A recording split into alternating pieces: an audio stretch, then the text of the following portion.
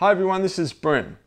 I got an email this morning to say that GoPro have now released their new firmware for the GoPro HERO4 Black and Silver Edition cameras.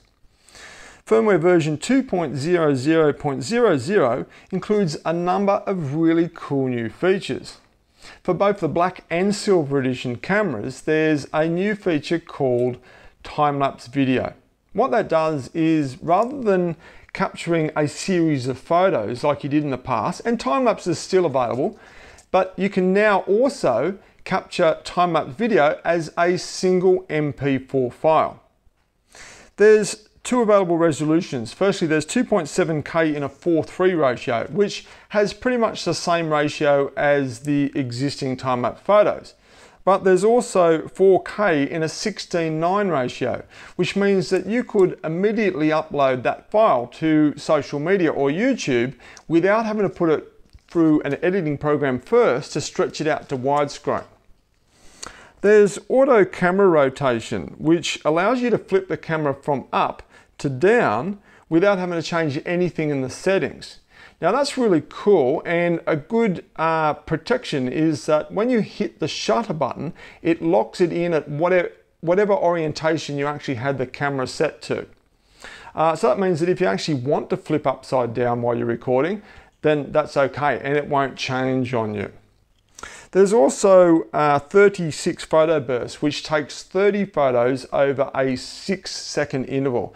Now that's going to be really useful for some activities. For the Black Edition cameras only, there's two new resolutions. Firstly, there's 2.7K at 60 frames per second. That's going to allow some pretty reasonable slow motion footage in very high quality. There's also 720 240 frames per second. A lot of people have been wondering why GoPro just didn't include it right from the start when they originally released the HERO4 cameras. No, I don't know why, but it's interesting to note that 720 240 will be available as narrow field of view only.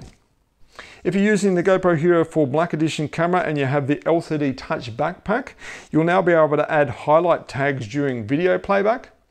Or if you have the HERO4 Silver Edition camera, you'll be able to do the same thing using the built-in touch screen.